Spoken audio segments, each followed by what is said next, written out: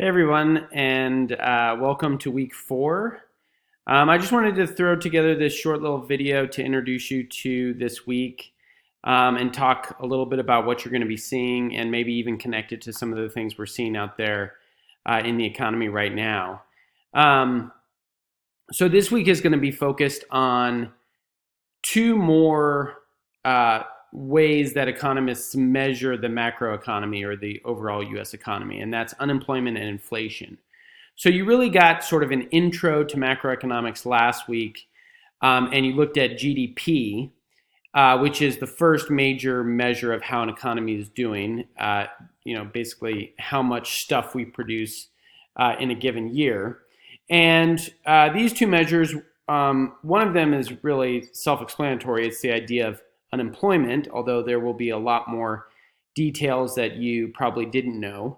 And then inflation is something that some students really just initially get, and some students have a little bit of trouble with. But basically, it's the idea of rising prices, right?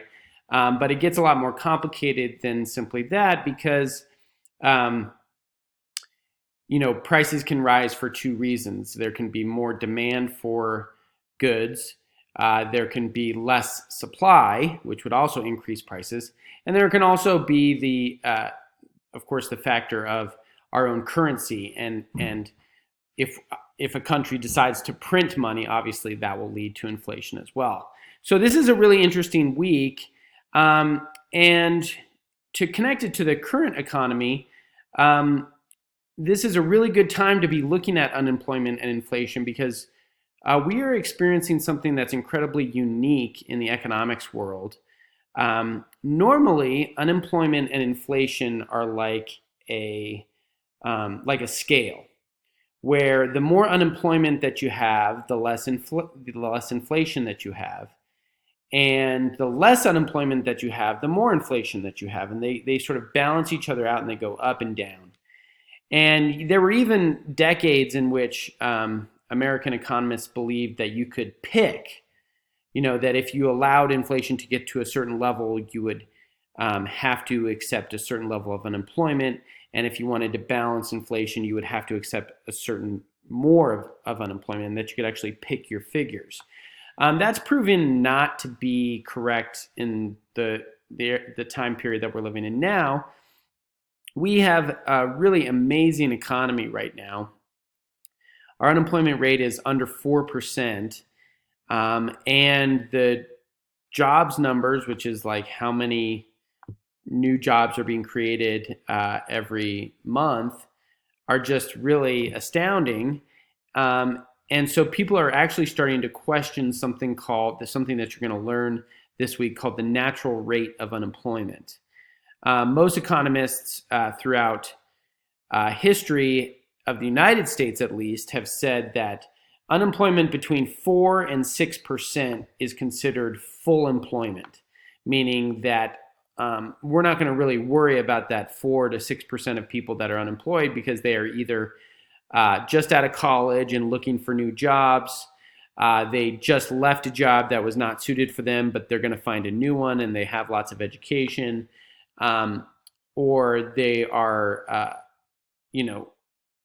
they're doing jobs or they left jobs that they don't have, that the economy no longer needs in terms of like a VCR repairman or something like that. So, but this is with such low unemployment and the jobs keep coming, people are really starting to wonder whether the true natural rate of unemployment is actually much, much lower.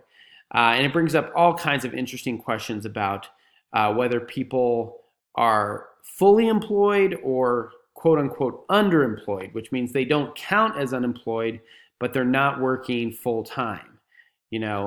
So somebody that maybe is working 30 hours a week is not considered unemployed, but they want a lot more work and they just can't get it. So it brings up a lot of interesting questions. And then on the same stretch, we should expect that if we have really low inflation, if we have really low unemployment the way that we do now, that we should start to see inflation creeping up, and we just don't see that. And that is never happened in recent memory. And so economists are really trying to figure out what this new economy, how it works, and why that might be happening. So I'll try to post some articles this week. There are some connected to your problem set. This is kind of this week isn't incredibly full of material, so it should be a pretty light week, but it'll set the scene for you understanding future weeks. So if we look down, you can see that we've got another problem set this week.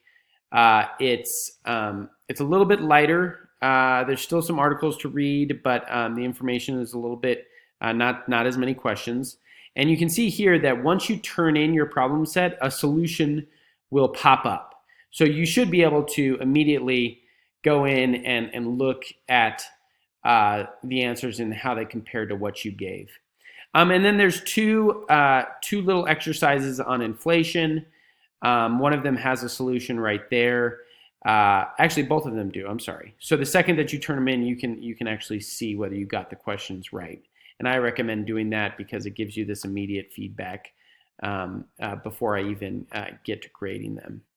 And then, of course, you have an assessment. So it's a pretty standard week. There's no Newton assignments, and you've just got your problem set, 2 little worksheets about inflation, and then an assessment. So best of luck this week. And, of course, as always, text or email if you have any questions.